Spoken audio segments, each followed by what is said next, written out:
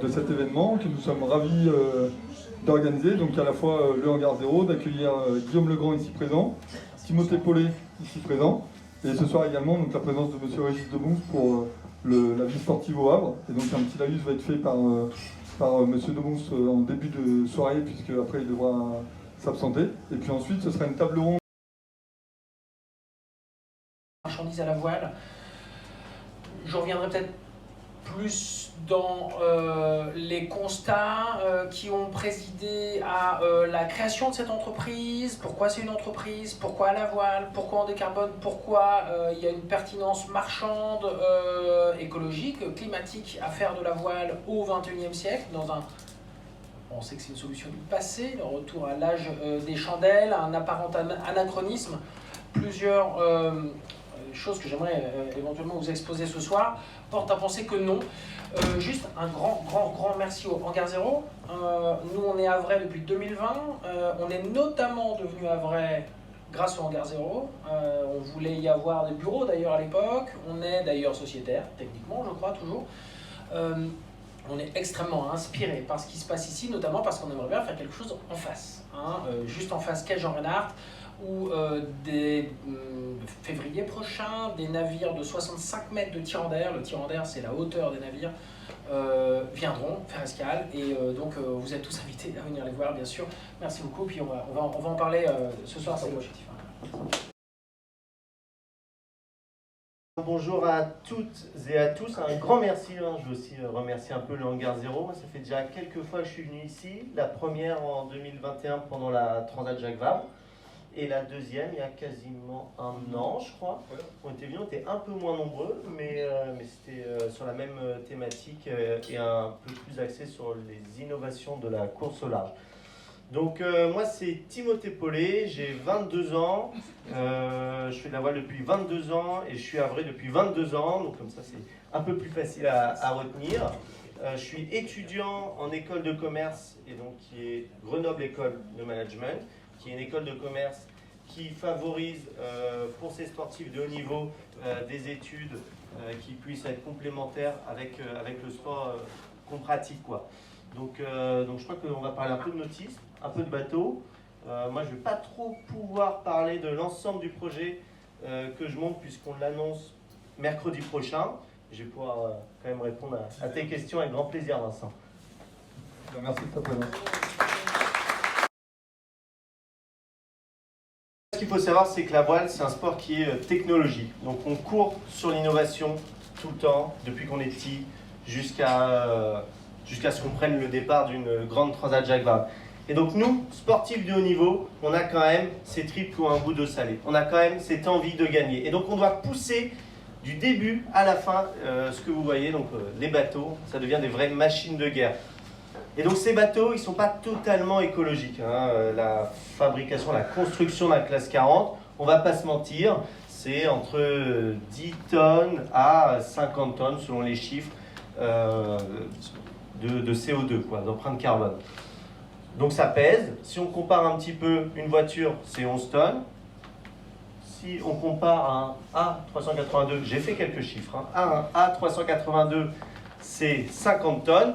Si on compare à un cargo à moteur, entre 150 000 et 300 000 tonnes de CO2. Donc la voile, on reste encore très petit, mais on a encore beaucoup d'axes sur lesquels on peut travailler. Mais il n'y a pas juste le côté des sportifs, il n'y a pas juste les sportifs, je pense qu'ils doivent travailler sur cet aspect-là écologique. Il y a l'organisation, avec ce dont a parlé Régis, avec la Transat Jacques Vabre, le pavillon des initiatives, tout ce qui est mis en place et tout ce qui sera dévoilé aussi pour les 30 ans de cette transat. Mais il y a aussi les classes, et les skippers a une obligation qui doit être vraiment environnementale. Donc qu'est-ce qu'on peut faire concrètement ? Il existe déjà plein d'initiatives que les skippers peuvent prendre. On a évidemment l'utilisation du lin dans nos voiles. On a Stan Turé, qui est un grand skipper de course au large, qui a décidé d'ailleurs d'arrêter récemment la course, mais qui a construit, fabriqué sa dernière grand voile de classe 40 avec 40% de lin. C'est plutôt une grande première. Pourquoi c'est plutôt une grande première? Parce que normalement le lin, ça n'a quand même pas la même comment dire, technicité que les matériaux qu'on utilise actuellement. Moi, pour le projet, ce dont on a décidé avec la personne qui sera mon futur co-skipper, on a décidé de plutôt travailler sur le Made in France. Parce qu'en France, on est capable de construire des voiles vraiment performantes. La voilerie, c'est Incidence. C'est vraiment une très très bonne voilerie. Les voiles sont imaginées, créées, fabriquées, construites, livrées, bref, tout est fait en France, donc c'est quand même vachement génial. On a fait le choix aussi de travailler également avec, pour les tenues des skippers, parce qu'il faut bien qu'on s'habille une fois qu'on est en mer, avec une marque qui est française, qui est Guicoten. Guicoten, qui est une marque qui est donc plutôt bretonne, hein, que certains peuvent connaître plutôt en pêche, mais sur laquelle nous, on va travailler puisqu'on est très satisfait de la gamme qu'ils ont sur l'aspect course au large. Et on a décidé d'avoir cette année, en attendant de continuer de développer toutes ces initiatives, on a décidé de louer un bateau, un très bon bateau, et donc de pouvoir se laisser encore un peu le temps de réflexion avant de lancer la construction dans un chantier. Je ne suis pas du tout compétent sur l'aspect course au large.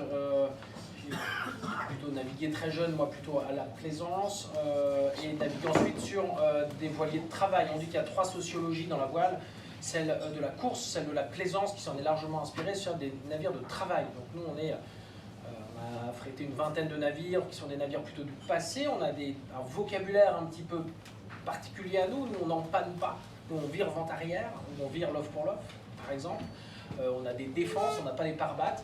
Et généralement, on ne met pas les gants quand on va manipuler les bouts. La course au large, moi de ce que j'en vois, alors c'est juste un commentaire peut-être d'analyste, un pas de côté, je suis... on est chez IDEC, on est très copains de Francis, Joyon, j'étais en première année, parce qu'en fait moi je suis un ancien sportif de haut niveau, je me confie aussi à vous. Moi j'étais en équipe de France d'athlétisme, je faisais du 1500 mètres, du 800 mètres et du cross quand j'avais 18-19 ans. Et j'étais en section sport de haut niveau, et il y avait un petit gars, un petit blondinet, qui avait une vareuse comme moi, et il s'appelait François, et c'est François Gabard, et donc on se revoit souvent, on est des vieux potes, il vient me chercher à la gare, à Quimper ou à Rospordin, souvent quand on va à Concarneau, parce que nos histoires se recroisent aujourd'hui. Je crois, de ce que je vois, parce que je suis de très loin la course au large, et je ne connais pas très bien, pour être très franc, la course au large, comme le sport d'ailleurs en général, j'ai pas trop le temps de suivre ça pour être très clair, même si c'est évidemment ma passion. J'étudie l'Alizé, les options, des choses comme ça, le poteau noir, c'est très intéressant dans les grands événements qu'il y a, évidemment la Transat Jacques Vabre qui est un des plus grands d'entre eux, et je pense que je suis très fier néo-havrais, d'avoir ça qui, et merci de ta présence Gilda, qui montre bien tout l'intérêt qu'il peut y avoir d'être ici ce soir.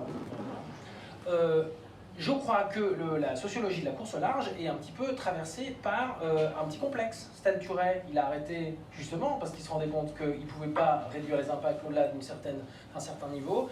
Il y a le collectif La Vague, il y en a plein d'autres. Bilou était un des premiers à essayer de faire de sortir des composites issus directement des énergies fossiles. On se rend compte que la voile est devenue finalement un sport. Vous avez, alors à combien est payé Mbappé? Vous n'avez pas entendu ça ce matin? C'est quand même dingue. Le sport business, le sujet c'est pas Mbappé, c'est qu'en fait l'argent, quand même dans le sport pour les sponsors, a tendance à, on est un petit peu loin non mais c'est vrai, il y avait des histoires finalement complètement dingues, des gladiateurs des mers à l'époque où il n'y avait pas encore de communication. On se rend compte qu'en fait la voile est en train de devenir quelque chose de très professionnalisé, plein de fric, pour dire les choses comme ça, avec donc forcément l'intérêt des grands sponsors qui prévaut. L'intérêt dans une course, c'est de gagner. Moi-même, je suis un compétiteur, on veut gagner. Donc il y a une sorte d'injonction paradoxale. On veut à la fois gagner, il faut gagner le gramme. On dit que les skippers de course coupent le manche de leur brosse à dents pour gagner 2 grammes, c'est pas vrai. Tu ne prends pas de brosse à dents du tout? Non. Et donc il faut gagner le gramme. Il faut gagner les 10 grammes par-ci, les 10 grammes par-là. Le carbone, c'est plus léger que le lin, ou que le Dacron, ou le 3DI, c'est plus léger, et plus efficace, plus portant, plus rigide que le lin. Qu'est-ce qu'on fait? Est-ce qu'on est forcément en train d'impacter la construction d'un bateau, quelle que soit la classe, a forcément un impact. Mais bon, parce qu'on veut gagner cette course, et donc je pense qu'il est très intéressant, merci Timothée ton témoignage de ta prise de parole aujourd'hui, qu'une nouvelle génération, il y a le collectif La Vague, peut-être qu'on pourrait citer aussi, de skippers qui se disent non mais en fait on est en train de porter des marques d'entreprises qui ont elles-mêmes un impact, hein, c'est les grands assureurs qui réassurent les grands actifs dans les énergies fossiles pour certains d'entre eux, c'est des grandes entreprises de groupes agroalimentaires, etc., qui s'associent à ces marques de grands sportifs, qui sont nos héros modernes, qui sont nos grands gladiateurs vers lesquels on se projette tous, on est tous admiratifs de ceux qui partent tout seuls en mer le plus vite possible. Ils ont mal, ils ont faim, ils ont froid, et on aimerait, ils ne m'ennuient pas non plus, mais c'est en même temps une espèce de... je pense qu'avoir cette réflexion aujourd'hui, elle est fondamentale, elle viendra forcément par une sorte de réglementation à un moment.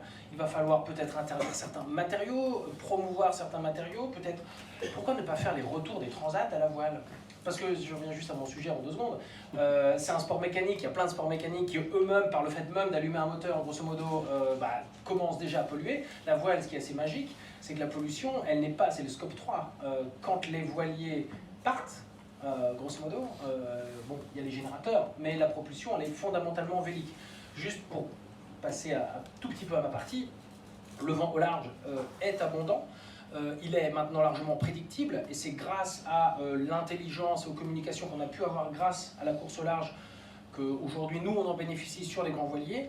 Il est donc largement le meilleur rendement pour utiliser cette énergie pour aller loin, y compris avec de très gros déplacements, où on a de très gros déplacements. Les voiliers de course ont des très faibles déplacements, sont très légers. Un déplacement, c'est Archimède, hein. Plus on est lourd, plus on déplace d'eau.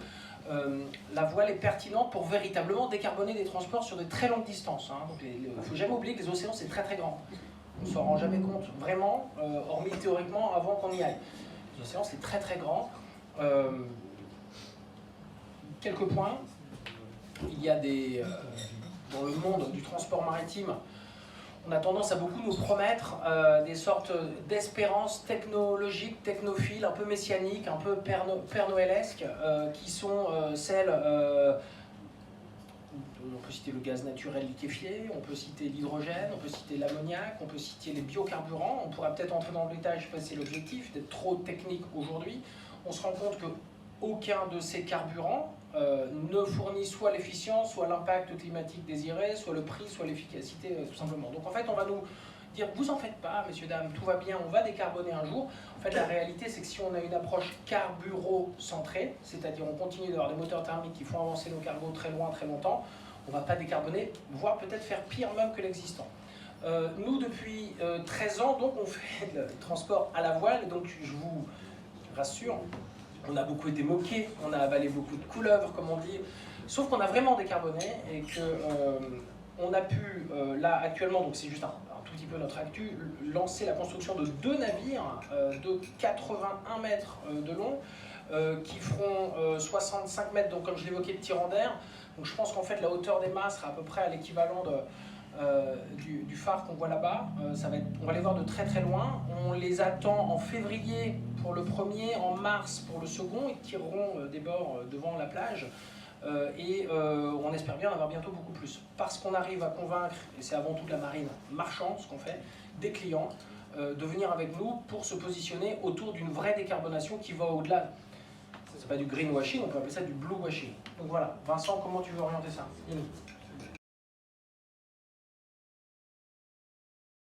Ce qu'a dit Timothée et Guillaume, je crois qu'il en ressort notamment 3 choses, en tout cas qui, pour nous, association de la Transat, sont importantes. La première, on fera toujours des belles courses. Il y aura toujours des médias qui s'intéresseront à faire de l'audit et à regarder combien il y a eu de tweets ou combien il y a eu d'Insta, etc. Mais c'est là, et je te rejoins complètement, qu'il faut qu'on fasse attention. C'est à quel moment on place le curseur. À quel moment l'argent prend trop le dessus sur la course et à quel moment il faut qu'on fasse, nous, organisateurs, un cahier des charges, et j'en reviens au cahier des charges, un cahier des charges qui soit au moins sur 3 points hyper strict. Le premier, c'est quel parcours on prend. Il faut qu'on respecte la faune, la flore, il faut qu'on respecte les océans. On ne peut pas aller couper des mammifères avec des ailes de bateaux qui sont de plus en plus rapides. Et ça, parfois, hélas, c'est de la réalité.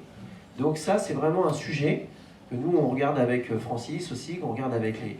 C'est quel parcours va être pris pour faire en effet des belles images, pour faire vivre une course compétitive avec des champions, mais surtout pour respecter les océans. Enfin, moi je suis vraiment attentif à ça. Je pense qu'il faut qu'on arrête de vouloir faire à tout prix des courses partout dans le monde, qu'il y a des choses où il faut respecter, il y a des endroits où on peut passer, et il y a des endroits où on ne pourra pas passer. Et il faudra à un moment donné savoir pourquoi on le fait. C'est des vrais choix. Ça c'est le premier choix. Le deuxième, ce sont nos villages. Moi j'entends les skippers, et je suis content qu'ils viennent de plus en plus. Mais j'ai entendu aussi ce que tu disais tout à l'heure, les grandes marques. Ayons des villages propres. En tout cas, nous, sur vraiment la Transat 2023, et je sais qu'on en parlait tout à l'heure, avec une spécialiste qui est beaucoup plus encore sur le terrain et qui dira peut-être 2 mots, nous, il faut qu'on ait un village propre. Un village propre, ça veut dire que quand les gens ils prennent un café, Jacques Vabre, on ne retrouve pas des gobelets par terre, et qu'on sache les gobelets, comment ils sont pris, et comment ils sont redonnés, etc.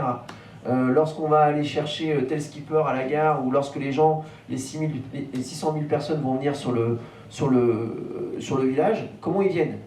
Est-ce qu'ils viennent avec le train? Est-ce qu'ils viennent avec des trottinettes? Est-ce qu'ils viennent avec des vélos? Est-ce qu'ils viennent à pied? Ou ils vont tous se garer autour? Ça, c'est des vrais sujets. Et au-delà de la course qu'on voit tout le temps, c'est tout ce qui se passe derrière. Et donc là-dessus, en effet, Gilda a tout un travail à faire, parce que nous, on lui a donné un cahier des charges assez costaud. Et il faudra que l'ensemble des courses, que ce soit à Saint-Malo, que ce soit au Havre, que ce soit dans les différents coins du monde, on ait de plus en plus cet impératif, avant d'avoir l'impératif de voir des grands bateaux qui vont vite. Parce que ça, on y arrive au bout. C'est la même discussion qu'on a eue avec Richard Virenque, je ne sais pas, pour ceux qui connaissaient le vélo, le Tour de France, lorsque d'un seul coup on s'est dit « Ah mais il y a des cyclistes qui sont dopés ». Non mais on le sait, on l'a toujours su. On a toujours su que pour faire 6000 km en 3 semaines, et en roulant à 40 km/h ou à 50 km/h, vous buvez autre chose que de la pierre-val. Donc il faut avoir cette honnêteté dont tu parlais, c'est à quel moment on met le curseur.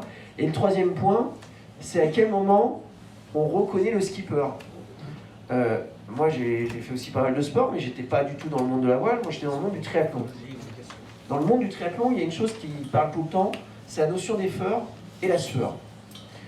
Je ne vais pas vouloir dire aux skippers qui ne sont pas en sueur ou qui n'ont pas la même notion d'effort, mais je me suis quand même étonné, en étant novice, et je vous le dis, hein, ça peut être repris après, j'ai été étonné d'avoir parfois des champions qui en fait n'avaient pas ce que tu disais tout à l'heure, l'air salé. En fait, ils peuvent faire une traversée en restant dans une cabine. Et moi, ça c'est quelque chose qui m'étonne de plus en plus. C'est-à-dire que je pense qu'il faut qu'on soit attentif aussi à ce que nos skippers ne soient pas simplement des informaticiens. Il faut que nos skippers, en effet, ils aient aussi le fait d'aller tirer les bouts, d'aller monter les voiles, de sentir qu'à un moment donné, ce que tu disais tout à l'heure, le risque entre le sommeil, celui qui va dormir 5 minutes, comment il va manger, et comment il va se préparer, comment il va agir entre le froid et le chaud que vous allez subir suivant les hémisphères dans lesquels vous passez. Moi, j'aimerais vraiment que les médias s'intéressent de plus en plus à ça, parce que c'est quelque chose qui nous touche tous. Quand on voit le nombre d'enfants en obésité à l'école, quand on voit le nombre de personnes en sédentarité, quand on prend les influences avec le cancer et la façon de manger, la façon de dormir, la façon d'être stressé, si on allait voir un peu comment les skippers se préparent, on pourrait faire des redondants qui serviraient à des enfants à avoir cet exemple-là au quotidien et pas aller manger du McDo ou des pizzas à tout va. Donc moi j'aimerais bien qu'on ait ces réflexions, que dans nos villages on puisse réfléchir, et c'est un peu ce qu'on a voulu, ce qu'on essaiera de proposer avec de l'expérience au quotidien en 2023, parce que finalement la vie d'un skipper, c'est pas simplement un beau bateau. Et moi je suis convaincu qu'il faut qu'on remette le skipper au milieu du sujet et non pas le bateau. Voilà.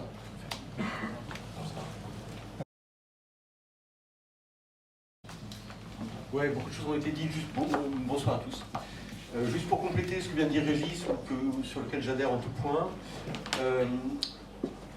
on n'a pas d'activité humaine sans véritable impact. Timothée, il a exposé avec des chiffres précis le poids, l'impact carbone de la construction d'un voilier selon la classe. Donc évidemment, un bateau, ça fonctionne à la voile. Guillaume le sait bien, donc malgré tout, on reste sur des approches et des pratiques qui sont assez propres. Alors sur le sujet de la course au large, de la construction de bateaux, effectivement, l'organisateur d'événements que nous sommes, on a finalement assez peu de prise. On a un cahier des charges RSE qui oblige les skippers, les teams, tous ceux qui veulent s'inscrire sur la Transat Jacques Vabre à avoir un certain nombre de démarches environnementales de plus en plus claires. Mais si on laisse des skippers, et j'ai trouvé que l'intervention de Timothée était particulièrement éclairante et puis tout à fait juste, si on laisse des sportifs de haut niveau, dont leur objectif, et c'est normal, c'est une course, c'est de la compétition, c'est de l'engagement très fort, gagner un 10e de nœud, c'est crucial pour eux.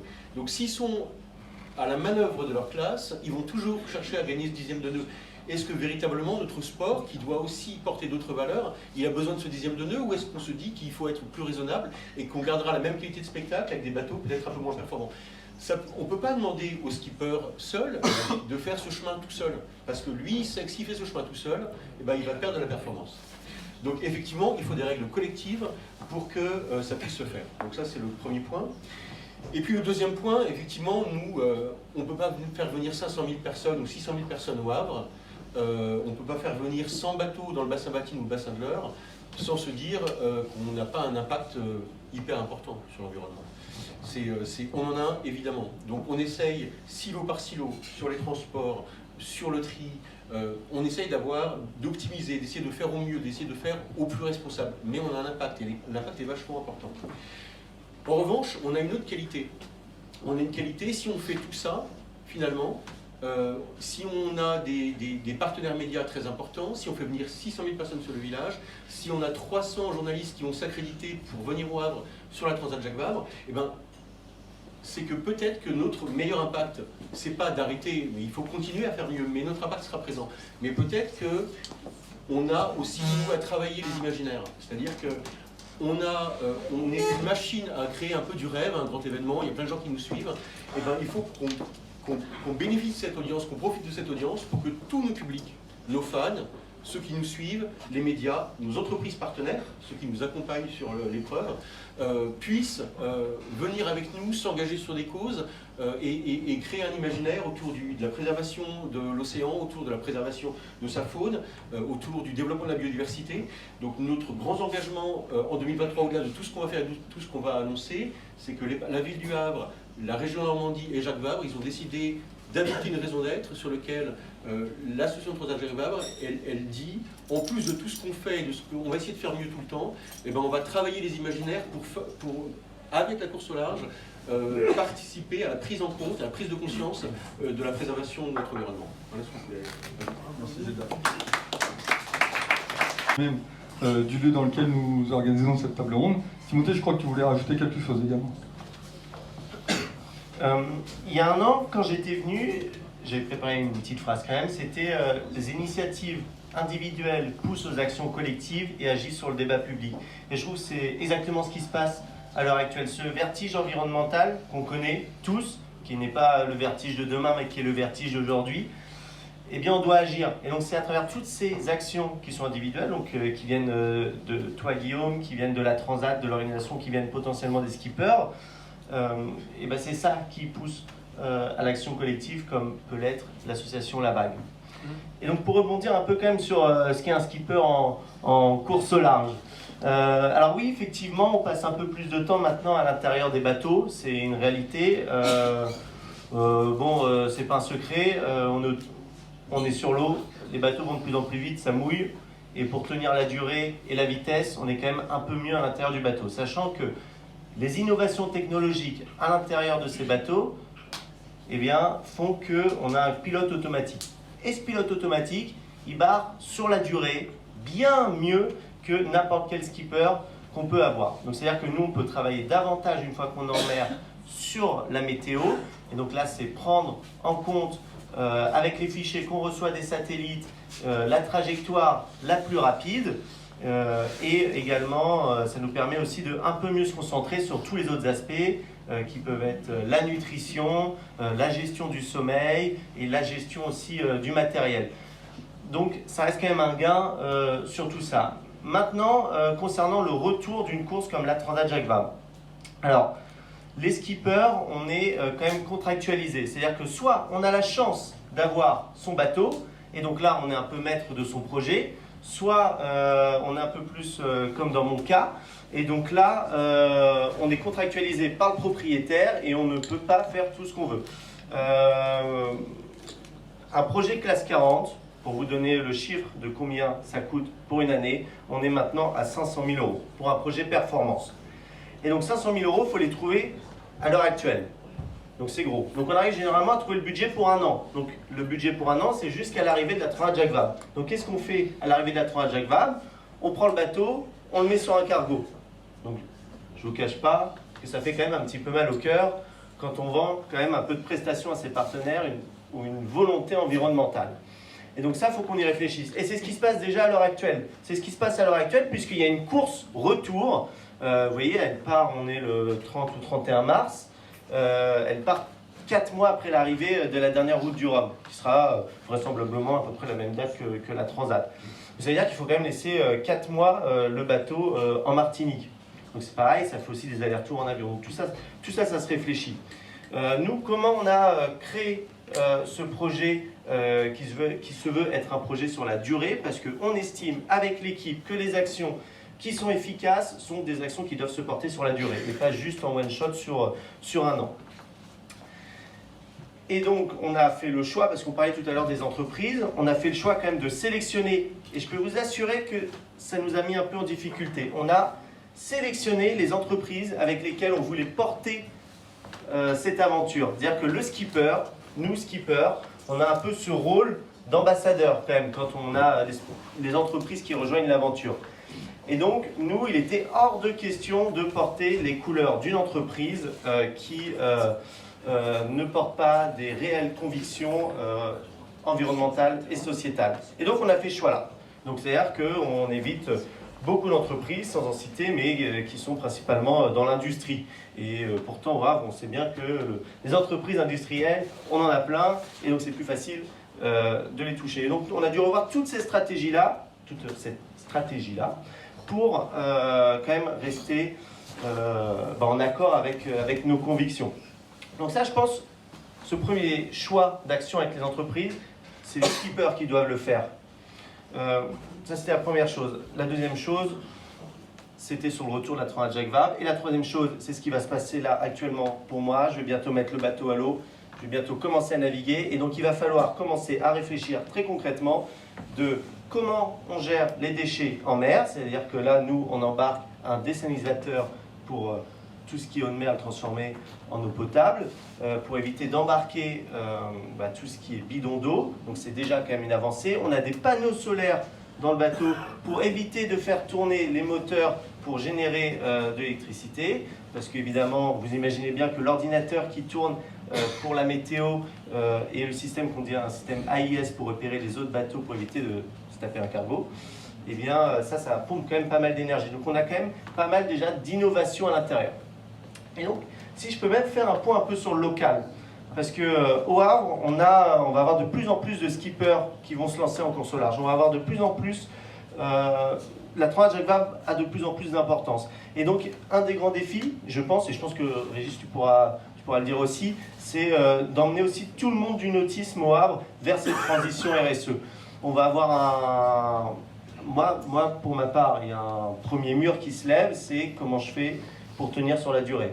Il me faut un bâtiment, il faut que je puisse avoir des personnes pour travailler sur le bateau, il faut que je puisse avoir plein de choses, et donc comment on fait? Et donc déjà ça, il va falloir commencer à beaucoup travailler dessus si on veut pouvoir s'inscrire sur la durée.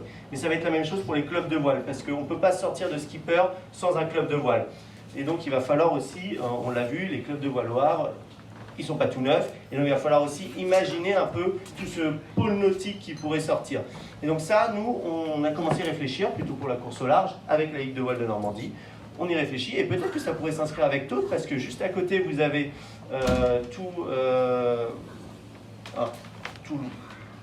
l'industrie du nautisme un peu qui s'installe, avec un chantier naval, pour réparer les voiles, pour sortir les bateaux qui sont plutôt gros, parce qu'il faut quand même des sacrés engins mécaniques. Donc voilà un peu ce que je peux dire pour le rôle du skipper. La gestion d'un projet, ça prend un temps de dingue.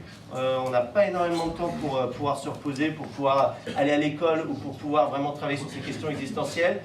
Et donc c'est pour ça je suis entouré d'une très bonne équipe qui m'aide pour réfléchir à tout ça. Et on a créé d'ailleurs une team réflexion en interne des personnes qui nous soutiennent. Donc d'ailleurs si ça vous intéresse de rejoindre une team réflexion et de venir collectivement réfléchir à ces enjeux, et ben moi je vous invite, n'hésitez pas à m'envoyer un message sur les réseaux sociaux.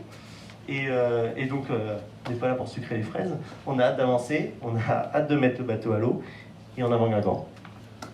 Merci Timothée. Construit sur 3 axes. Le premier axe, c'est un axe qui est de performance. Je viens de le dire, je ne suis pas là pour beurrer les tartines, je suis clairement là pour gagner et monter un projet de performance.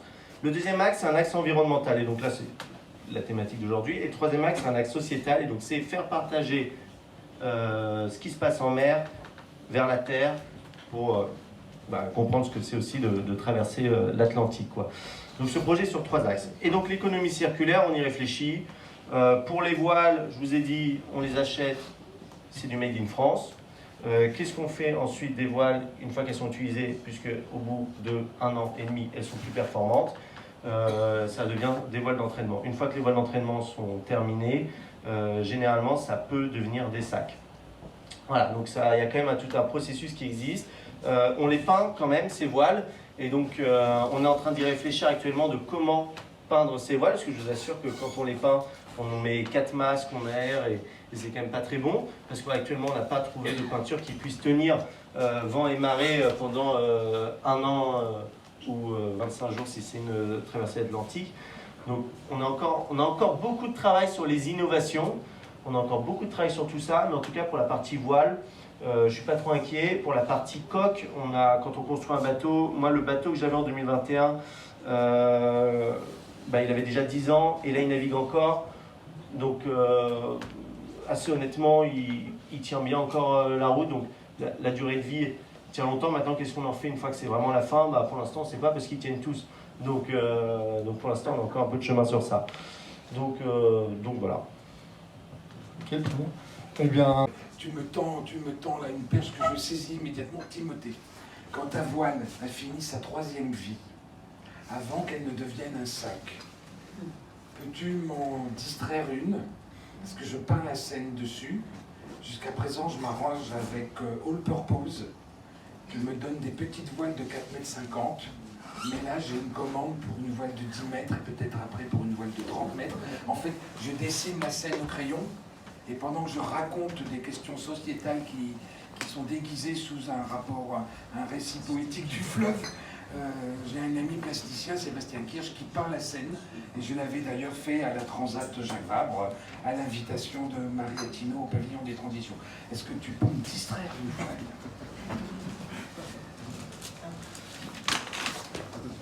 Et bien après, je vais laisser Guillaume répondre, mais bien sûr que oui. Je m'engage à te donner une de nos voiles. Il va falloir attendre encore un tout petit peu, puisqu'elles sont neuves, et donc on a quand même envie de les utiliser un petit peu. Mais effectivement, on te donnera une voile, et ce sera avec même grand plaisir. Merci Timothée, merci François. Nous aussi, on a des voiles. Elles font 600 mètres carrés pour les plus grandes. Elles sont aussi faites chez Incidence. Et on les amortit sur une durée d'environ 3 ans et on considère qu'on navigue avec 320 jours par an. Donc on a effectivement une technologie qui est principalement basée sur le textile, qui s'appelle le Dacron, qui nous permet d'aller très loin, qui nous permet surtout de naviguer au portant. C'était important pour nous. Vous le verrez peut-être dans d'autres projets. On a tendance à vouloir croire que les ailes peuvent permettre de prendre le relais de la voile. On se rend compte qu'en fait les ailes marchent bien uniquement quand il y a des incidences très fortes, donc un vent apparent qui est très incident sur la coque, et on se rend compte que c'est très bien pour aller très vite, gagner la Coupe de l'America sur des navires qui vont tous plus vite que le vent, qui déjaugent très vite, etc. On se rend compte que dès qu'on va aller loin, traverser les océans, faire le tour du monde, on est à nouveau sur des technologies de voile souple, parce que quand on a un peu navigué, on sait très bien qu'il faut aller au portant, parce que c'est bien le portant, ça va vite, on est sur le cap, et on est bien, c'est confortable. Donc nous, c'est ce qu'on veut faire. Donc voilà, alors sur l'éloge de la lenteur, sur la vitesse en général, effectivement, sur le transport plutôt, c'est peut-être comme ça qu'il faut commencer. Effectivement, 90% des produits que nous consommons ont été transportés sur les océans. Effectivement, le transport rend l'économie mondiale complètement unifiée, apparemment. Hein. Certains économistes disent qu'on importe le chômage en exportant le travail, et qu'en fait plus rien n'a réellement de valeur, puisque le transport a un coût marginal quasiment nul. Hein. C'est-à-dire que quand on le prend au kilo transporté, le transport qui est la seconde industrie dans le monde, hein, qui vaut pour 4% des émissions mondiales. Alors 4%, on dirait, le problème c'est que 4% c'est déjà 3 fois un pays comme la France, surtout des émissions qui sont en hausse croissante. Ce ne sont pas des émissions qu'on envisage comme étant capables d'être réduites de quelconque façon que ce soit. L'Union européenne, dans un rapport d'il y a 3 ans, évaluait que ces 4% deviendront 17% en 2050. C'est quelque chose qui continue de... Surtout, tout vaut tout. Le travailleur vaut le travailleur. En fait, on se rend compte qu'on est sur un sujet de décorrélation totale du travail avec tout ce qui est tangible au niveau de l'outil de production. Donc c'est pas du tout un propos marxiste que je tiens à avoir ici. Ceci dit, on a une financiarisation totale de l'économie, tout ce qui est tangible, donc tous ces flux-là, passe justement par le conteneur et par le transport maritime, qui est pourtant particulièrement opaque, qu'on connaît très peu. Il est pour ce micro, pour ce téléphone, il nous est impossible de savoir par quel navire c'est venu, par quelle compagnie maritime, par quel conteneur. Nous sommes tous des payeurs finaux de ces transports maritimes. Or, on nous confisque finalement cette information-là. Et puis une capacité éventuellement à être mieux disant.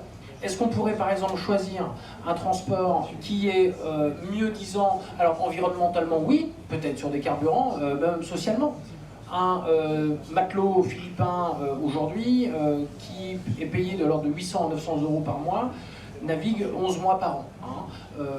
Donc ok, c'est bien, mais c'est le prix de la table sur laquelle on est accoudé ou de la chaise. Mais non, mais Vincent dira que tout ça justement est local et revient d'ici, donc tant mieux, et heureusement qu'il y a le hangar zéro pour ça. Sur l'aspect fluvial, fluvio-maritime, report modal, alors encore une fois, je ne vais pas être pris à contre-emploi, mais on a eu une rencontre récemment qui va dans ce sens-là. Est-ce qu'on peut mieux transporter sur le fleuve, différemment, etc. Moi je dis déjà, transportons sur le fleuve, faisons du fluvial, qui en lui-même est 5 fois moins carboné, grosso modo, selon les études, que la route. Hein, la route est elle-même omniprésente, le tout conteneur, le tout camion, finalement nous plaque un peu le dos contre les murs. Hein, on n'a plus tellement le choix contre ça. Donc peut-être faisons plus de fleuves déjà, hein, et peut-être moins de routes aussi. Hein, dans les transit time de remontée et descente de la Seine, qui sont de l'ordre de 2 jours, ça passe en fait. Les produits doivent pas passer en 3 heures sur la plupart des flux logistiques qui passent le long de l'estuaire de la Seine, hein, ou ailleurs. On va opérer au Havre, nous, sur en fait le point le plus occidental qui peut être exploité par les transports fluviaux sur la Seine. Donc j'ai cru comprendre quand je suis arrivé au Havre qu'il y avait un débat qui date d'il y a environ 20 ans, qui s'appelle la Chatière. Tout le monde a entendu parler de la Chatière. Alors j'ai pas trop mis le doigt dedans parce que j'ai compris que c'était un sujet épineux, la Chatière. Nous, il y a un canal qui s'appelle le canal de Tancarville, en fait, qui se termine juste là, hein, juste devant, et qui arrive sur le bassin Bello. Et le bassin Bello, il a 6 mètres de fond. Et nous on a 5,50 m de tirant d'eau, et donc c'est justement le grand bassin du grand port du Havre du 19e siècle, du 18e, 19e siècle, d'après ce que j'en comprends, il est parfait pour nous. Et donc c'est également avec nos navires une capacité qu'on va avoir d'opérer, et je vais revenir dans une phrase sur la vitesse, finalement directement sur des bassins qui sont finalement assez largement abandonnés. Aujourd'hui, où se passe l'économie maritime, elle est loin des yeux des hommes et des femmes, hein. Elle est à 15 km d'ici, il n'y a pas le droit d'y aller, il y a des grandes palissades, et puis de toute façon c'est ISPS, il y a des sortes de milices qui nous attendent devant si on veut aller voir ce qui se passe derrière. Donc on ne peut pas aller voir aujourd'hui très facilement un conteneur ou un porte-conteneur. Quand moi j'étais gamin sur le port de Brest, on allait se balader dans les bateaux, comme on dit, je crois que c'était le cas de tous les Havrais aussi. Aujourd'hui, c'est plus possible. Cette économie maritime qui est pourtant si omniprésente, si partout finalement dans notre mode de vie, on ne peut pas la voir, y compris quand on est Havrais qu'on vit au Havre. On se rend compte qu'à New York, à Pointe-à-Pitre, à Santa Marta, en Colombie, on a ces bassins qui ont de l'ordre de 5, 6, 7 mètres de profondeur, qui sont dans ce qu'on appelle l'interface ville-port, et quoi de mieux que le hangar zéro comme lieu pour évoquer cette interface ville-port, des lieux dont la finalité finalement a été longtemps interrogée, questionnée, qu'est-ce qu'on va en faire, des lieux finalement souvent délaissés, on s'en détournait, alors qu'en fait c'est probablement là où on va le plus être capable d'innover d'un point de vue urbanisme, on va être le plus capable de répondre en fait au défi du 21e siècle. Je ne veux pas du tout avoir un discours, et merci beaucoup François pour ce que tu apportes, collapsologue ou anxiogène. On est grosso modo chaque année en train de se rendre compte qu'on n'a plus d'eau, qu'on n'a plus de neige, qu'on n'a plus de glace, et que tout le système climatique mondial est complètement déréglé, qu'on a une chute des rendements agricoles, et qu'on est là en train de se dire tout va bien. Non, la situation est grosso modo catastrophique, et le défi de notre génération, de notre siècle, c'est de réussir à tenir encore quelques siècles finalement, au rythme où ça va actuellement. Le fleuve est fondamental. On a rencontré nous VNF. VNF qui nous a ouvert quand même pas mal de portes, les voies navigables de France. Il y a quelques jours, ils sont venus nous voir. On se rend compte que exporter depuis la Champagne, des palais de Champagne vers New York, il faut le faire par le fleuve. Que importer sur Gennevilliers, ou d'ailleurs un peu plus haut, du café depuis la Colombie ou depuis le Brésil, il faut le faire par le fleuve. En transbordant sur un espace fluvio-maritime décarboné qui peut tout à fait être le bassin Bello. On se rend compte que sur ce lieu qu'inaugure le hangar 0, où c'est alors le pôle nautique, le 40, 41, 42, les 43, 44, 45, où nous aimerons au quai Jean Reinhardt, de l'autre côté de la Boudeuse, être capable d'opérer les navires. Il faut que les Havrais puissent venir voir ces navires-là. Il faut que la fierté ressorte. Il faut qu'on soit capable que les Havrais descendent un peu des hauts de la ville, qu'on ait à la fois, le jour de notre baptême du navire, un évêque, un maire du Havre qui, entre parenthèses, est très impliqué, très à sa façon, nous soutient beaucoup. J'étais il y a environ un mois au Vietnam, où le deuxième navire de chez nous est construit. Il est là. Il est venu, il a touché le bateau. C'est le navire dont le port d'attache serait écrit sur les tombeaux, sous le nom du navire. Il y aura le Havre, et il y avait le maire du Havre, Édouard Philippe, qui était là. Il y en aurait d'autres qui auraient pu venir, ils n'y sont pas. Donc on montre qu'on peut faire ville, communauté, avec, j'allais dire, d'un côté du spectre, le maire, l'évêque, qui j'espère viendra bénir notre bateau, parce qu'en fait on est quand même, aussi attaché à une certaine tradition de la marine marchande qui a 5000 ans derrière nous. Et il faut que les dockers soient là. On a besoin des travailleurs portuaires, on a besoin de ces spécialistes de la logistique, on a besoin de décharger et de charger ces bateaux ensemble. Valoriser un transport, premiumiser, comme on dit dans nos decks, un transport, c'est-à-dire être capable de rendre visible, de donner une valeur à un service qui sinon n'en a pas, c'est justement être capable de valoriser le travail des marins, le travail des producteurs, dans les zones de production des cafés par exemple, ou des cacao, mais également à l'export, de rappeler que le mot champagne aux États-Unis, ça veut aussi dire le mot champagne, et que derrière le champagne, il y a la Champagne, c'est un exemple, un terroir, des cépages, etc. Donc c'est fondamental d'avoir un levier économique qui marche pour valoriser le travail du marin, du producteur là-bas ou ici, du docker évidemment, et du batelier, qui lui doit pouvoir aussi. Donc en fait c'est intéressant, parce qu'on a des chargeurs, on appelle ça comme ça en logistique, donc des clients qui veulent nous charger leurs marchandises, qui sont à fond dans le transport à la voile avec nous. Il y a des grands noms du café. On sera ravis de participer à la Transat, mais c'est pas... Voilà. Il y a des grands noms du cacao, des vins, des spiritueux, à l'import, à l'export. Et c'est des gens qui, quand ils viennent à la voile, parce qu'ils comprennent que ça permet de raconter l'histoire derrière, peuvent venir également sur le fleuve. Donc c'est fondamental pour nous d'être évidemment dans cette hinterland qu'est le fleuve, qui est clairement inusité. Le chiffre, il est de l'ordre, il y a 3% d'utilisation du fleuve aujourd'hui. Allez sur la route, vous verrez quel est le taux d'utilisation de la route. Il est parfois assez largement supérieur à 100%, c'est-à-dire que la file de droite des autoroutes est grosso modo le grand entrepôt du monde. Donc la Seine est évidemment un atout pour le Havre. Le Havre est évidemment le port de Paris, le port qui peut rejoindre sur tout le bassin nord, mais je ne suis pas spécialiste des sujets fluviaux, mais ça me semble tellement évident qu'il faut évidemment en parler.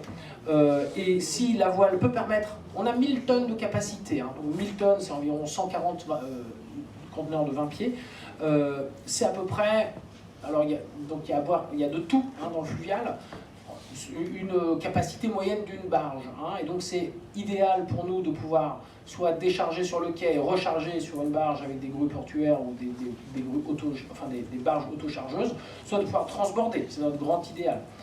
Il faut prendre chaque chose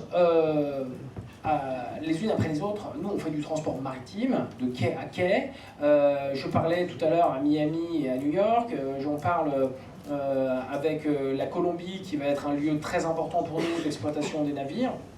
On a ici une petite Colombienne au premier rang qui sait très bien que c'est le cas, qui a récolté du café il n'y a pas si longtemps que ça, juste à côté des ports. Et c'est ces cafés-là qui peuvent venir de façon véritablement décarbonée jusqu'ici, jusqu'à Gennevilliers ou quasiment grâce aux barges. C'est fondamental de savoir se connecter au monde. Nos navires vont à 10 nœuds et demi, c'est comme ça qu'on vend la vitesse, parce que c'est important de ne pas être complètement beaucoup trop lent. Un porte-conteneur, alors voilà, il y a des débats, enfin chaque compagnie est différente, de toute façon c'est pas très transparent, va aller entre 15 et 20 nœuds pour dire les choses à la grosse. En fait, à 10 nœuds et demi, grâce à des terminaux qui ne sont pas congestionnés, on n'attend pas, on arrive à minuit, on commence à décharger à 1h du matin, on commence à recharger à 9h du matin et à 14h on est reparti. On n'a pas de transbordement, on est capable d'avoir un transport qui est dédié, quasiment sur la route. On est en fait finalement capable d'être plus rapide. Donc on est plus lent sous la quille, mais en fait on est plus rapide d'entrepôt à entrepôt. On a nous aussi un coefficient d'allongement, c'est 10 nœuds et demi, je vais entendre Timothée me dit mais 10 nœuds et demi sur la route orthodromique. Donc la route orthodromique c'est la route on va dire la plus courte sur la planète qui est ronde. En fait sous la quille on va à 13 nœuds et demi, et on a un coefficient d'allongement qui est de l'ordre de 15 à 20%. Il est important d'arriver dans les temps, mais en fait, la palette, aujourd'hui, elle est de toute façon en crise, face à des ports mondiaux qui sont en crise, à des taux de fret qui sont une vraie source d'aléas économiques. Et donc en fait, on se rend compte que quand on décarbone grâce à la voile, on a un sujet qui à nouveau devient sociétal. On valorise un producteur du Sud qui du coup se retrouve naturellement dans un rapport plus équitable à son consommateur final. On est capable de faire beaucoup moins de bruit sous-marin, on va beaucoup moins percuter les baleines, parce que des baleines, il y en a aussi beaucoup qui sont percutées par les bulbes, des porte-conteneurs notamment.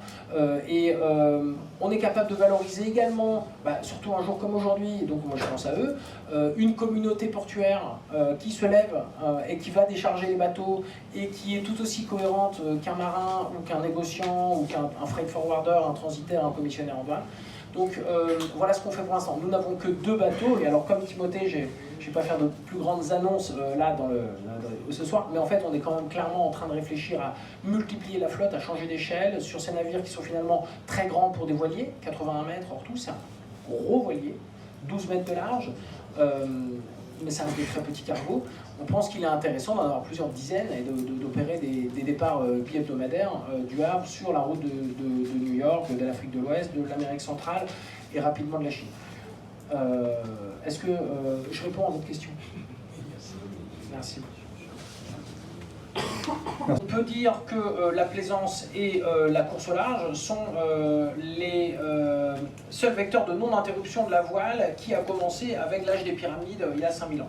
La voile est fondamentale dans l'histoire même de notre civilisation. C'est comme ça qu'aujourd'hui on se comprend culturellement et dans notre mondialisation. La voile n'est pas qu'une activité un peu ancillaire et on va dire sportive et esthétique. La voile est fondamentale à ce que nous sommes en tant que civilisation plus ou moins unifiée ou mondialisée aujourd'hui.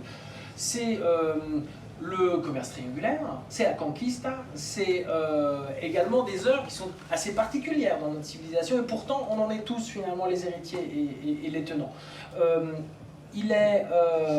J'étais au bal de l'Hydro, donc oui, à l'Hydro, allez-y et ayez vos diplômes et des bonnes notes. On se rend compte que dans tous les champs de marins et dans toute notre culture, tout le monde sait ce qu'est grosso modo une vergue, tout le monde sait ce qu'est une écoute, une drisse, puisque c'est encore là dans notre culture, bien que même quand on ne le pratique pas forcément à la plaisance ou à la course.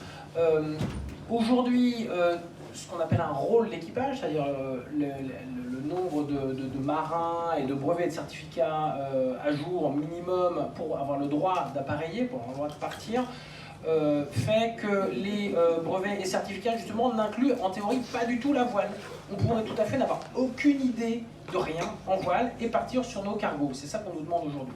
À l'inverse, alors il y a le capitaine 200 voiles, ceux qui connaissent, qui a un vrai et beau diplôme qui s'applique grosso modo pour des skippers des navires traditionnels ou des navires de travail ou des navires à passagers à voile.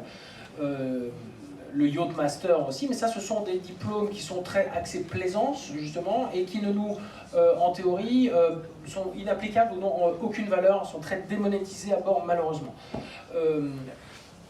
moi qui étais, on va dire, autonome sur des voiliers quand j'avais 10 ans, sans GPS, en Bretagne Sud, on se rend bien compte que naviguer à la voile, c'est largement ce qu'on appelle le sens marin, c'est-à-dire une intuition, une intelligence, une compréhension, une capacité à observer, et que tout ça, en fait, n'existe que par la pratique. Pratique qui, sur des grands voiliers, est largement interrompue pour le coup. On a beaucoup appris, nous, à travailler sur des grands voiliers de charge, notamment avec les traditions, on va dire, néerlandaises, anglaises, qui eux encore ont des grands voiliers de, on va dire, de sail training, ou qui sont des navires qui peuvent s'assimiler à ce qu'on fait dans les navires de transport. Aujourd'hui, pour parler un tout petit peu technique, ceux qui étudient la navigation en général savent très bien qu'on va étudier les routes de collision, on va éviter de se rentrer dedans. Donc effectivement, l'AIS, ça permet de repérer un petit peu où sont les autres, mais il y a toute une théorie autour de deux navires, chacun comprend, qui n'ont pas la même vitesse, qui n'ont pas les mêmes angles, sur parfois des eaux avec des courants. Faut quand même éviter et pouvoir comprendre un peu si on va se rentrer dedans ou pas, on va passer devant, on va passer derrière. Nous, on arrive avec des navires qui dérivent, donc en plus, on a des navires qui, grosso modo, marchent en crabe. Le moins possible, mais quand même. Qu'est-ce qu'on fait aujourd'hui? Le NSM en face, et je salue François Lambert, qui n'est pas là ce soir, mais qui est un grand ami à nous, et qui justement essaie de faire avancer les choses, réfléchissent à ça. La stabilité, c'est tout un cours. Alors je crois savoir que tous les élèves officiers prennent le cours de stabilité comme un truc qu'il faut un petit peu se fader, et qui est fondamental, qui est un retour à la mécanique en fait, qui est un retour finalement à l'aspect mathématique de ce que sont les grands équipes d'un navire. En fait, nous, on va gîter, mais on gîte sur un voilier, n'est-ce pas? Et on va chercher la gîte sur un voilier, ça veut dire qu'on marche à la voile. Et on ne va pas gîter d'1 ou 2 degrés, on va gîter de 10, 12, 13, 15 degrés. Qu'est-ce qu'on fait pour l'intégrité de la marchandise et puis pour la bonne stabilité du navire en l'occurrence? C'est extrêmement intéressant d'un point de vue théorique. On prévoit, nous, en interne, donc on a déjà enrôlé, on a déjà recruté nos premiers marins, c'est un équipage, un rôle de 7 marins par navire, avec 2 relèves, donc 14. Pour 2 navires, on est donc sur 28 marins, on est donc pleinement armateur au sens de la caisse, notamment de la marine, qui reconnaît finalement le corps des officiers de la marine marchande en France. On pense qu'on va commencer de façon très empirique à créer une formation à la fois théorique sur les 2-3 grands sujets que j'évoque et également pratique. Il faut avoir fait 4 transats chez nous pour grosso modo savoir à peu près de quoi on parle, ou j'ai des marins là actuellement qui sont très humbles, qui n'ont aucune connaissance en voile, si ce n'est qu'ils ont fait de la charpente marine, qu'ils ont fait 3 mois sur le Belém, 6 mois sur le Bel Espoir et le Rara Avis à la Berbrac du Père Jaouen. Donc effectivement, qui ont navigué sur le Ponant, ou qui ont navigué sur le Club Med construit aux ACH, n'oublions pas les ACH, qui était le grand chantier havrais, qui nous inspire beaucoup au niveau des enrouleurs, qui nous inspire beaucoup au niveau de certains systèmes de gain d'eau, de stabilisateurs de dérive notamment, en avance sur son temps largement.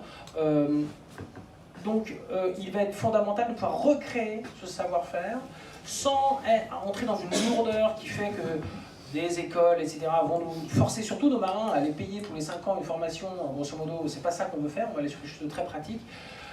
Il existe une école aux Pays-Bas qui forme des officiers de marine marchande illimitée néerlandais qui s'appelle Enkhuizen Zeevaartschool, ils le font. Il y a une école à Anvers que les officiers français considèrent comme étant souvent assez secondaire, c'est un peu comme Veto, vous savez, on va en Belgique quand on n'a pas eu le concours français, c'est peut-être un peu le cas. En 2e année ou en 1re année, ils partent 42 jours sur le Darmojejy, vous savez ce que c'est ce navire-école polonais. Pourquoi ne pas repuiser dans cette culture de marine traditionnelle, cette expérience de la marine au sein d'une formation qui finalement nous permet de nous projeter beaucoup plus loin dans ce qu'est l'exploitation moderne de navires. Aujourd'hui, il y a des fardages.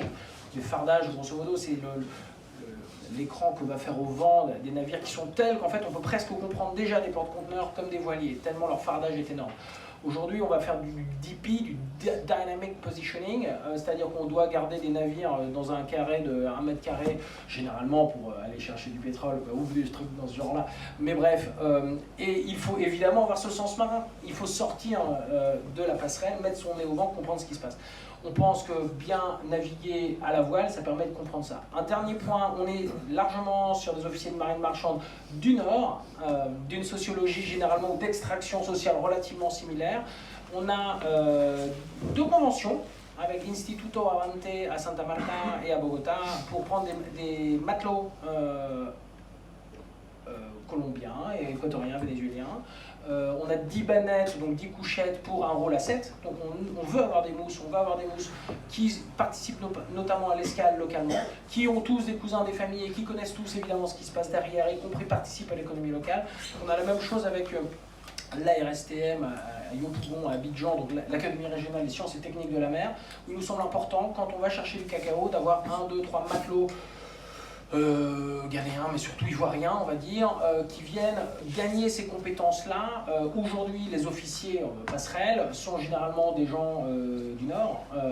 Il est important, nous semble-t-il, de pouvoir partager ça avec des lieux où on va en escale pour évidemment essayer, dans cette approche sociétale inhérente à ce qu'on fait, à avoir un partage de ces compétences et avoir une dépolarisation de ces marins du Nord qui viennent chercher des marchandises dans le Sud pour les vendre très, très cher à nouveau dans le Nord, dans un monde qui est largement décolonisé, nous dit-on. Un monde qui est largement dans la réalité, quand on connaît un peu ces pays-là, quand on va chercher du rhum en Haïti, quand on va chercher du café à Carthagène, ou quand on rentre d'Abidjan, en ce qui me concerne, de San Pedro, ou même de Ho Chi Minh Ville, où on construit les navires, on se rend bien compte que le monde qui oppose, j'allais dire, la ceinture tropicale au monde beaucoup plus tempéré que nous connaissons, est quand même très très inégalitaire. C'est le shipping qui le permet, qui l'a découvert et qui le structure de cette façon-là. On pense qu'on a, via la formation, via ce qui peut se passer à bord, parce qu'il y a une alchimie qui passe à bord. Je rappelle qu'on a des passagers, on a 12 passagers, 7 marins, ces bannettes supplémentaires. On sait qu'à chaque traversée, à chaque navigation, les choses seront largement différentes. Et l'humain parle. Un bon marin, c'est avant tout un bon être humain. Quelqu'un qui a du cœur avant d'avoir du cerveau et autre chose d'ailleurs, parce qu'il en faut aussi. Donc voilà, aux marins, aux futurs marins qui êtes là, vous faites le plus beau métier du monde, comme on dit souvent, donc continuez comme ça, et on va le rendre encore plus beau ensemble, parce que la voile revient. Je crois qu'on peut applaudir nos deux invités, donc Timothée et Guillaume. Donc la transition. C'est une très bonne question. Si on prend un petit porte-conteneur, on est environ 10 à 12 fois plus petit. Voilà la réalité. Le problème, c'est pas tellement qu'on est plus petit, c'est qu'on en a bientôt 2 et que face à nous, il y en a 80 000. Hein, et donc, je prends encore un exemple d'un très petit porte-conteneur. L'idée n'est pas forcément d'arriver demain matin avec une alternative qui sera immédiate, absolue et apporte une solution à la décarbonation totale de ce qui se permet, de ce qui est fait en porte-conteneur. L'idée, peut-être à l'image du bio, du Max Havelaar dans les Petites Alpes, c'est d'arriver via la cerise sur le gâteau, via la structure de la valeur marchande des produits, à faire déjà quelque chose. Ce qui est fondamental, et c'est ce que vous faites dans le domaine de la course, et ce qui est clairement fait ici au Hangar Zéro, c'est déjà faire quelque chose. Sinon, on ne fait rien. Hein, aujourd'hui, il n'y a pas... Nous, on a toujours dit, nous, au moins, on aura transporté 1 kg sur 1 000 nautiques à la voile, puis 10 kg sur 10 000 nautiques à la voile, puis 100 kg sur 100 000 nautiques, puis 1000 kg sur 1000 nautiques à la voile. Et on peut faire aujourd'hui 1000 tonnes sur 4000 nautiques à la voile 2 fois. On peut avoir l'ambition d'exporter, ou disons d'importer une partie importante des flux imports de Colombie en café vert, de spécialité. On peut aussi, et c'est ce qu'on avait évoqué à Sharm el-Sheikh à la COP27, avoir comme ambition d'en construire 30 de ces navires. C'est ce qu'on appelle la classe Phoenix. Nous, on n'appelle pas la classe 40 ou la classe IMOCA, on l'appelle la classe Phoenix. On a eu un incendie qui a détruit grosso modo notre entreprise et notre vie en 15 novembre 2017. Et on en est sorti plus fort. Et donc c'est aussi symboliquement cet incendie qui est celui du climat, dont il va falloir qu'on ressorte à un moment, on espère, plus fort. On pense à une deuxième génération de navires, donc on est sur une R&D qui nous permettrait d'avoir des gréements qui soient masquables, qui soient probablement non aubanés, qui soient pivotants, qui nous permettraient d'avoir des capacités multipliées sur une classe B de l'ordre de 3 ou 4 et sur une classe C par 10. Donc on a déjà l'ambition d'avoir des navires qui unitairement seraient aussi gros que des petits conteneurs.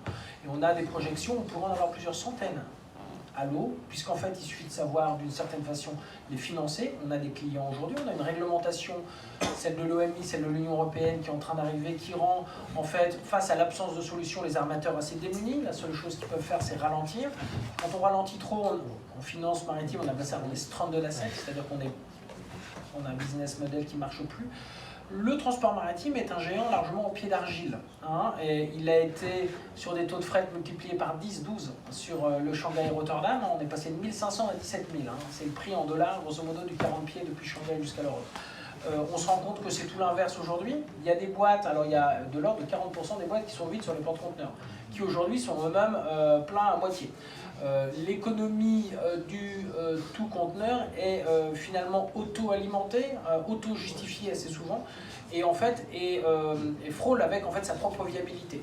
Donc l'avenir n'est pas forcément que la prolongation des courbes telles qu'on les a connues aujourd'hui. On voit bien que des grands soubresauts historiques ont lieu. Il y a eu juste une énorme pandémie, il y a juste des guerres un petit peu en ce moment. Il y a eu dans le monde du shipping un traumatisme énorme de tous les gros chargeurs de s'être vus multiplier leur coût de transport maritime par 10. Hein, 100% du café ici, il est importé, je ne vous l'apprends pas.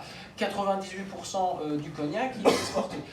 Quand on est par définition, comme par exemple le groupe JDE, propriétaire de la marque Transat Java, comme par exemple certains de nos clients, dans le négoce, dans le trade de café, on se retrouve avec des 20 centimes le kilo qui deviennent 60 centimes le kilo. Est-ce qu'il ne vaut mieux pas envisager d'aller sur un voilier où ils sont à 40 centimes le kilo, sur un contrat de 10 ans, où en plus on pourra effectivement faire quelque chose aujourd'hui. Donc l'idée aujourd'hui de nous dire c'est désespérant, on est tout petit, les autres sont très gros, on ne sera jamais rien dans ce monde énorme qui est l'océan du transport maritime, et de l'humilité, du courage, de la persévérance, de l'opiniâtreté, mais aussi de l'ambition. Vous connaissez le colibri, non, dans cette fable, voilà, hein, donc au moins nous on aura fait quelque chose, et je pense que l'avenir seul le dira, on pourra peut-être faire plus que... on nous a jamais trop attendu, nous, en fait, hein. On est toujours pas mal de gens qui nous ont jamais cru. En fait, on est là, les navires, ils arrivent bientôt. Moi, je les trouve impressionnants, ces navires. On nous attend toujours pas trop, mais on a des horizons 40, 45, 2040, 2045. On pense qu'on peut prendre quelques points de pourcentage des flux mondiaux de marchandises, et c'est déjà énorme.